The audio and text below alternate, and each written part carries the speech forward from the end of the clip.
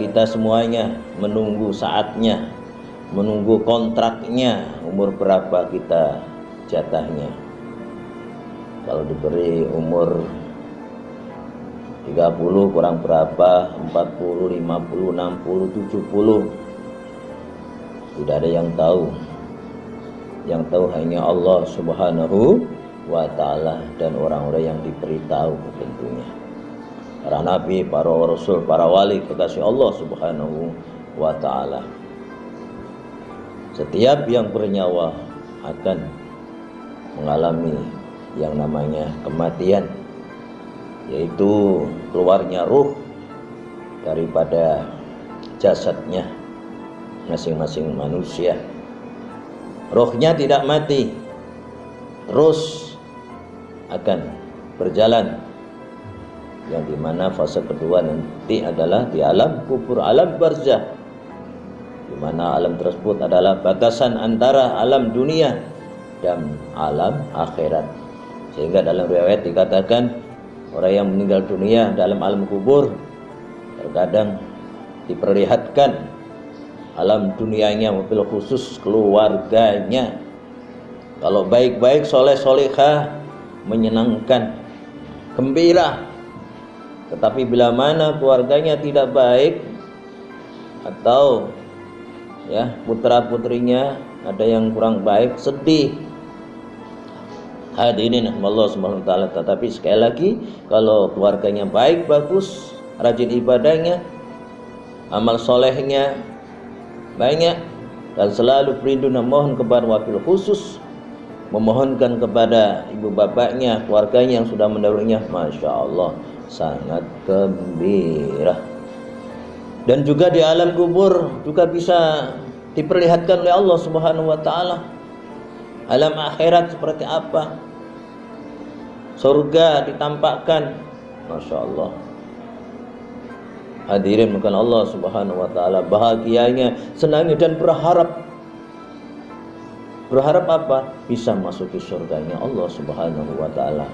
Semoga kita semuanya mendapatkannya, amin ya Rabbal alamin. Dan juga ditampakkan neraka, kayak apa siksa neraka sesuai dengan amal perbuatannya masing-masing, dan jadi sedih dan takut.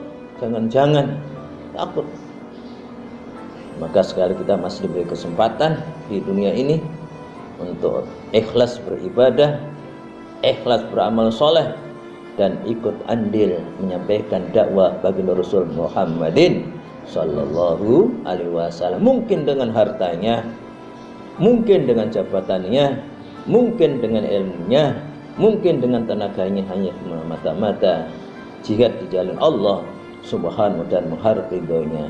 Semoga, amin ya Rabbal alamin. Wa nabluukum bisyarri wal khairi fitnah. Hidup dunia ini fitnahnya, ujian dan cobaannya macamnya dua. Yang pertama akan diuji yang tidak menyenangkan, menyakitkan, mengecewakan, dongkol bahasanya kalau bahasa Jawa.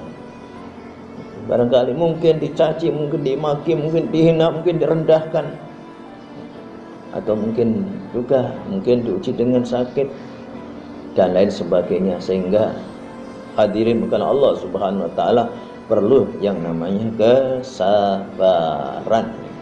Biasanya kalau yang negatif biasanya diidentikan apa itu tidak baik. Dan juga akan diuji coba dengan apa? Dengan kebaikan ya. Diuji mudah beribadah, mudah sholat malam, mudah bersedekah ya. Rezekinya mengalir, atau mungkin pangkatnya tinggi, menyenangkan. Yang terpenting apa? Bersyukur. Yang tidak menyenangkan, ya sabar. Menyenangkan, syukur. Jadi dalam hidup ini cuma dua.